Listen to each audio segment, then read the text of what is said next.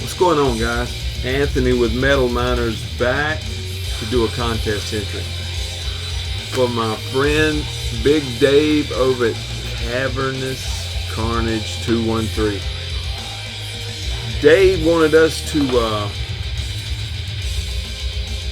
show, I don't know exactly how to word it, one of show an album that we bought with our own money. One of the first albums that we bought with our own money.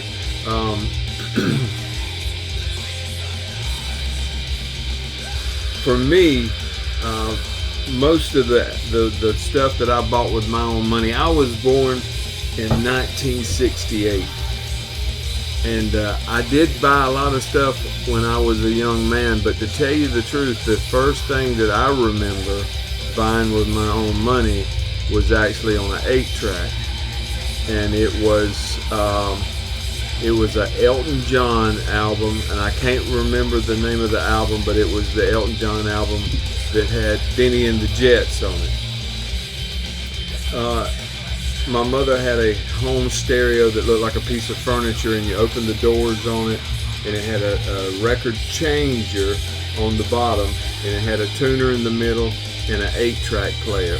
And on the ends of it, it had speakers that had like a tweed cover on it. It looked like furniture. And being that age, when I was a kid growing up, we used to have what we called BMG music and Columbia House music, and they would send you these little flyers, and you could pick out like 11. It wasn't CDs back then, cassettes maybe. I don't even. Yeah, cassettes were out, or albums. You get 11 like. For a penny, and then you have to obligate to buy 6 more over the next year at regular club prices. I'm sure y'all remember that if you're old enough. So I got a bunch of music that way, and the music that I got was everything. And I know because I gave some to my granddaughter the other day. She's getting and collecting, and she's into all the stuff that teenage girls are into. And I gave her some old Kool and the Gang albums and stuff like that I got when I was a kid, through that BMG.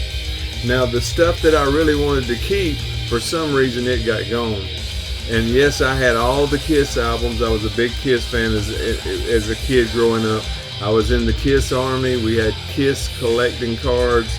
At Halloween we dressed up as Kiss. We had the Kiss movie. We were everything to do with Kiss. I had all the albums, and I'm trying to get them all back up till through the solo albums. After that, I'll pick them up when I see them, but I'm not really crazy about it. I was with Gene Simmons, Peter Criss, Paul Stanley, and Ace Frehley. That was Kiss to me. All these other guys with no makeup and different things. Good music, but not for me. So I dug through what I do have left, and as best I could tell, these are the oldest remaining albums that I have that I think I bought with my own money. I know I had a lot of cassettes and a lot of other stuff that's just got gone over the years, and I had a lot of Kiss stuff and other bands as well, but I remember being a big Kiss fan growing up, and of course, I just was, Kiss. I loved them, and we had all that stuff. I said I was the only child, but I would cut to the chase. This one's for you, Dave. Celebrating you. So I wanted to get this done. I've been having a messed up schedule, and I know the day is the last day. So the oldest one I could find, I think, that I know that I bought with my own money, came out in 1981, and it was Billy Squier's Don't Say No. And as far as I know, this was my original copy. And I found some other stuff, but it wasn't quite as old. And I don't know when I actually bought this, but Billy Squier, Don't Say No. Love it. In the Dark, The Stroke, My Kind of Lover. You gotta love Billy Squier. The other one that I found that I'm sure that I bought with my own money was John Cougar American Fool, and this one came out in '82.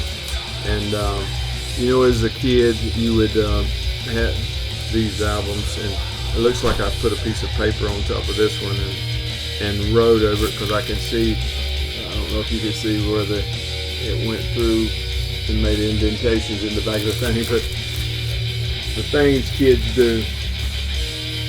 But I had a lot of older ones, and you know, here, there, and yonder. I don't know what happened to all of them.